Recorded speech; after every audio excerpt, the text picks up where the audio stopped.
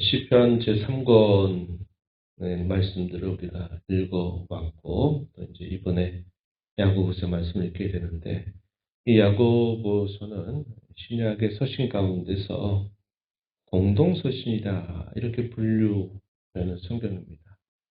우리가 본 1절 말씀 보시면요, 그 편지를 받는 대상이 어떤 지역의 한 교회에 한정되어 있지 않다라는 의미에서 공동적으로 회람, 돌려서 그 말씀을 읽도록 했다. 그래서 이것을 공동서신이다. 이렇게 불러요.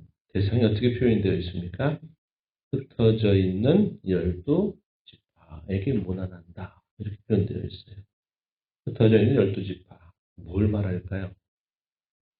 예루살렘으로도 복음 전파로 시작이 돼서 유대와 사마리아 그리고 땅끝을 향해서 계속적으로 복음이 증거되고 있는 상황 속에 곳곳에 세워진 주님의 교회를 두고 유대적으로 표현한 거죠. 12지파다. 그래서 혈통적인 12지파, 혈연적인 12지파의 경계를 뛰어넘은 것입니다.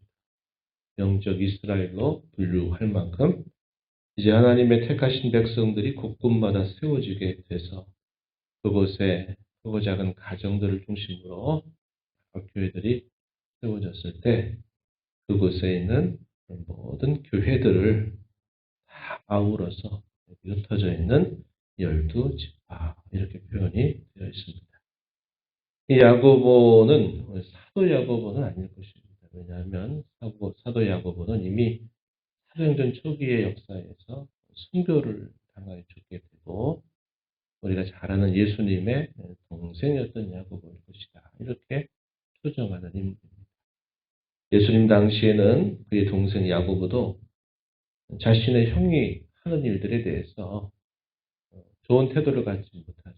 그러나 예수님의 죽으심과 부활을 통해서 그가 믿음을 갖게 되면서 예루살렘 교회 기둥 같은 그런 인물이 된 사람이죠. 아마도 예수님의 동상이었던 야고보일 것이다. 이렇게 추정을 하고 있습니다. 처음에 문안 인사 짤막하게 한 다음부터 계속 이런저런 교훈들을 하나씩 줍니다. 어떤 형편에 있는 인들에게 이런 교훈들을 줄까요? 당시에 복음의 전파로 인해서 세워진 여러 교회들, 그 교회들이 안고 있는 그 시대의 다양한 형편 속에 있는 성도들을 향해서 성도에게 믿음의 참된 실천을 강조하기 위해서 이러한 저러한 각한 교훈들을 하나씩 전달해 주고 있음을 우리가 보게 됩니다.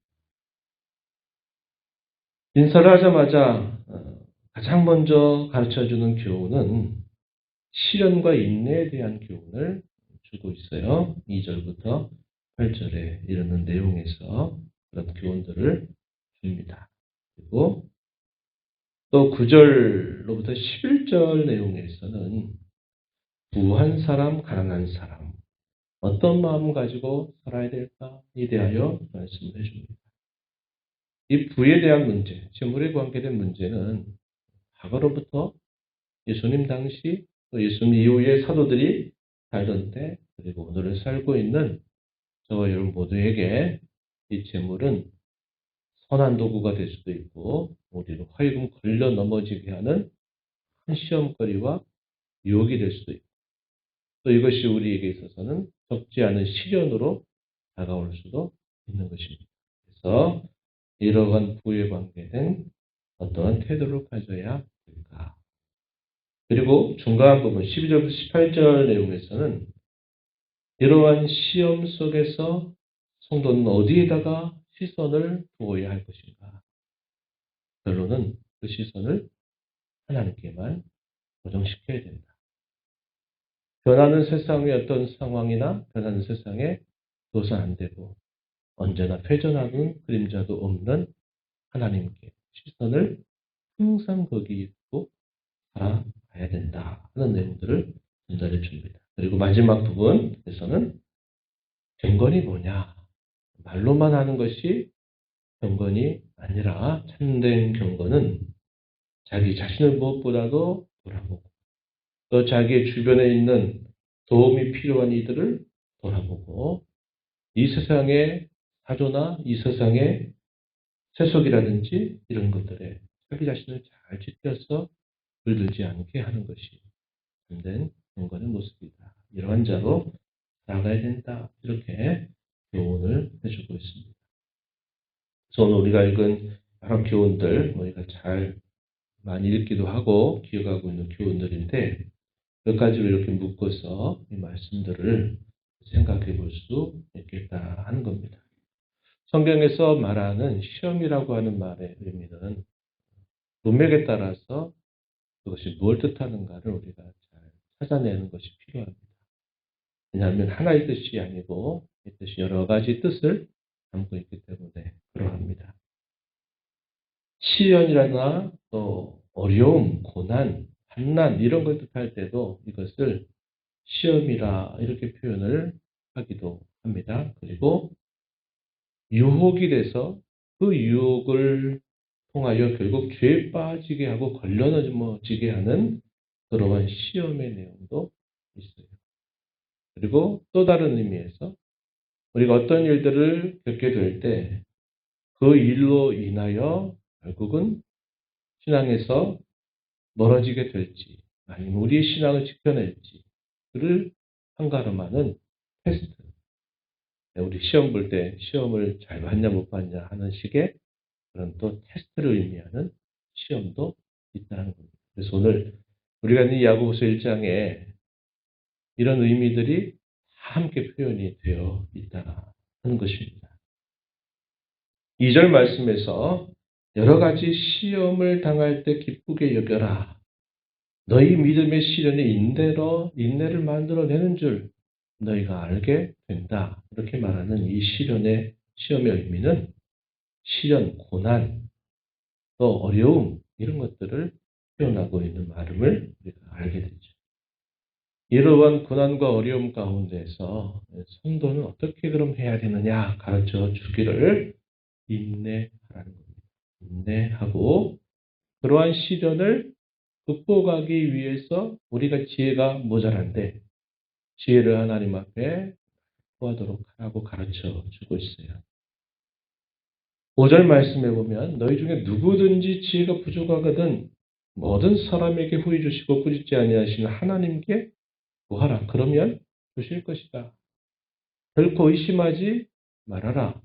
소마음을 품지 말아라. 오직 믿음으로 구하고 의심하지 말아라. 이렇게 말해 주고 있어요. 여기서 말한 지혜가 그냥 일반적인 지혜를 의미하다기보다는 이 문맥을 통해 보면 고난과 시련을 당하게 될 때 성도들의 시야는 굉장히 좁아집니다. 보이던 것이 안 보여요. 왜냐하면 그 상황 속에 내가 빠져드니까 다른 것들이 보일 여유가 없어져요.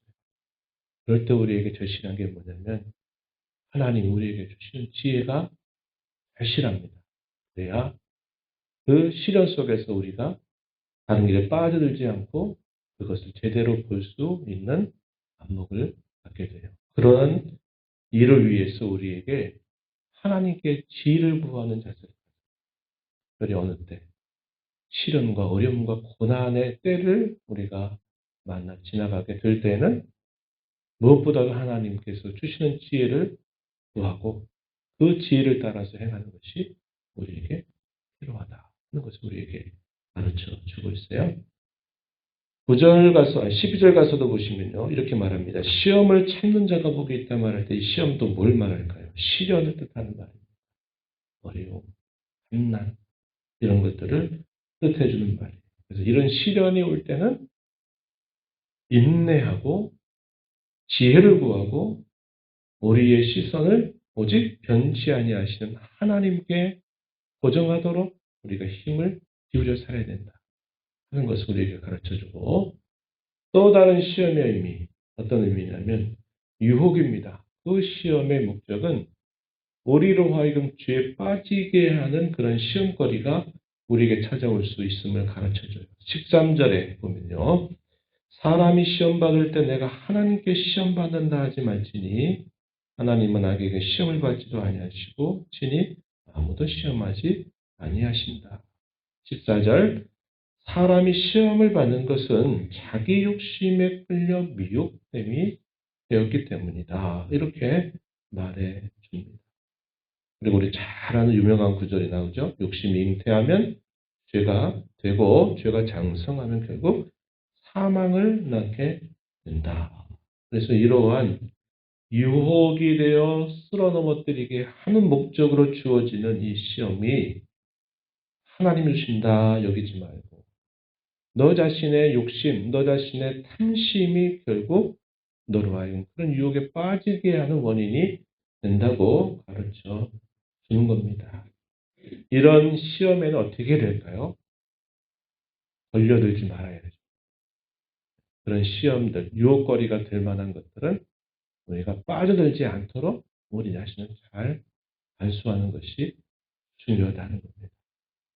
이와 같이 우리가 시련을 당하게 해서 어려움을 겪게 되는 경우나 또 하나의 경우처럼 어떤 유혹을 받아서 죄에 빠져 걸려 넘어지게 될 그런 일들이 있게 되더라도 우리는 어떻게 해야 할까요?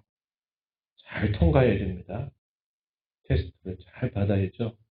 하나님 앞에 좋은 신앙의 점수를 받기 위해서 우리가 인내할 것은 인내해야 되고 빠져들지 말 것은 빠져들지 말아야 된다 하는 것을 우리가 정리할 수 있어요. 그리고 이런 시험과 유혹에 있어서 아주 중요한 원인이 될 수 있는 것이 또 오늘 말씀드렸듯이 재물과 돈에 관한 것입니다. 예수님께서도 산상수훈 가운데 그런 말씀하셨죠.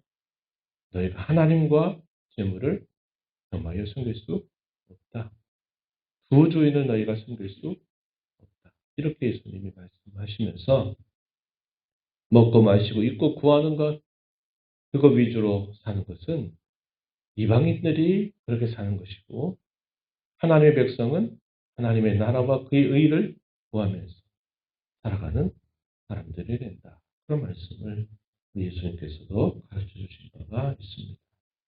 그래서 이런 부와 관계에서는 이것을 잘 다스리고 잘 쓰면 정말 좋은 선한 도구로 우리가 쓸 수 있지만 그러나 이것이 우리가 잘 간수하지 못하면 이게 시련거리가 되기도 하고 또 유혹거리가 되기도 해서 우리를 걸려 넘어지게 하는 것이 될 수 있다.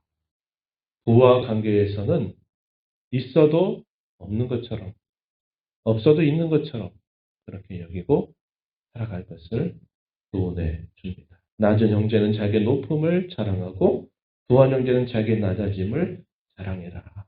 왜냐? 그래야 꽃과 같이 이런 것들은 금세 지나가게 될 것이기 때문이다. 이렇게 우리에게 가르쳐 줍니다. 그러면서 성도는 참된 경건을 위해 살아가야 된다. 그것을 가르쳐 주는데 경건은 무엇이냐?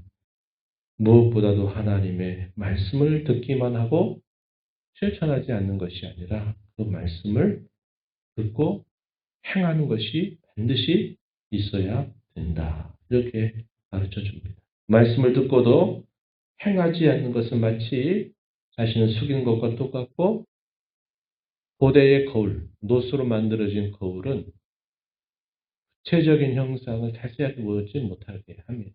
얼굴의 형상을 보긴 하지만 정확하게 보지 못하니까 금방 잊어버리는 그런 특성이 있어요. 오늘날처럼 이렇게 유리로 만들어진 거울이 아니라 놋을 갈고 닦아가지고 그걸 비춰가지고 자기의 모양을 이렇게 비춰봤단 말이에요. 그러니까 뭐 오늘날처럼 이렇게 뭐 사진을 찍어서 내 얼굴을 볼 수 있는 것도 아니고 거울처럼 내 얼굴을 선명하게 딱 이렇구나 이렇게 볼 수 있는 게 아니라는 거예요. 딱 보고도 대략 보고 또 금방 무슨 모양인지 정확히 못 보니까 잊어버려요. 마치 그와 같다는 겁니다. 하나님 말씀을 듣고도 그 말씀을 행치 않는 사람은 놋으로 만든 거울을 희미하게 보고서 또 금세 어떻게 됐는가 기억을 못하는 것 같이 그러한 모습이 되기 때문에 우리 성도는 말씀을 듣고 무엇보다도 행하는 일을 힘써야 된다 하는 것을 말해줍니다. 자기 스스로 경건하다 생각하거나 경건하다고 말하면서 자기의 말을 다스리지 못한다든지 쉽게 자기 분을 못 이겨내서 자기가 분을 내고 성을 내는 것, 그것은 이 경건과는 거리가 멀다는 겁니다. 그래서 이렇게 성내는 것은 하나님의 뜻도 아니거니와 하나님의 뜻을 이룰 수도 없게 해요. 그리고 이 성내는 것은 우리가 나쁜 뜻으로 성내는 것뿐만 아니라 좋은 의미를 가지고 성을 내는 것도 다스리지 않으면 이것도 주님의 일을 이루지 못한다는 것을 우리는 우리 가슴에 새겨야 합니다. 교회에 속한 여러 일들을 하다 보면 이런 일들을 많이 경험해요.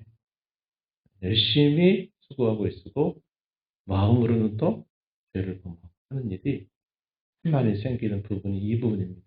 그래서 이런 부분들을 우리가 다스리기가 어려워요. 그래서 주의 말씀을 따라서 성령께서 우리의 심령을 언제나 주장해 주시기를 기도하고 그런 마음에 여러 그런 분이나 화가 나게 될 때는 입을 닫아야 합니다. 입을 닫고 하나님 앞에 기도해야 돼요. 내 옛사람이 그리스도와 함께 십자가에 죽었습니다. 주님 다스려 주십시오. 이렇게 해서 말로 범죄하지 않도록 우리 마음을 우리 입술을 잘 단속하는 것이 무엇보다 중요하다. 참된 경건이란 무엇보다 자기 자신을 잘 성찰하고 돌아보는 신앙의 가짐이 있어야 되고 주변에 있는 고아와 과부나 어려운 사람들, 환난 중에 있는 이들을 돌볼 줄 알아야 돼요. 자기 자신을 잘 지켜 해석에 물들지 않아야 된다. 하는 것을 우리에게 가르쳐 줍니다. 이러한 교훈들 하나하나가 우리에게는 주옥 같은 이 세상을 살아가는 지혜가 될 것입니다.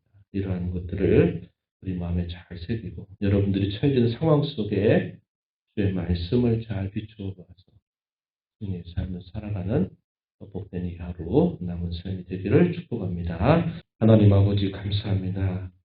이 새벽에도 저희들을 깨워서 아버지 앞에 저희의 걸음을 인도해 주신 것 감사합니다. 주의 말씀을 통하여 우둔하고 어리석은 저희의 마음을 넓게 깨우쳐 주셔서 하나님께서 주시는 지혜의 말씀을 가슴에 품고 저희의 마음을 성찰하고 저희의 입술을 제어하고 세상 가운데 많은 사람들과 섞여 살면서 당하는 여러 일들 속에 저희의 시선을 언제나 하나님께 집중하도록 인도하시고 말뿐인 신앙이 아니라 행함과 진실함을 통하여 저희의 신앙의 참됨을 잘 드러내며 살아가는 저희 모두가 되게 하여 주옵소서. 은혜의 보좌 앞에 나와서 아버지 은혜로 구하는 모든 심령들의 간구를 기교를 주고 응답하시기를 바라며 예수님 이름으로 기도하옵나이다. 아멘.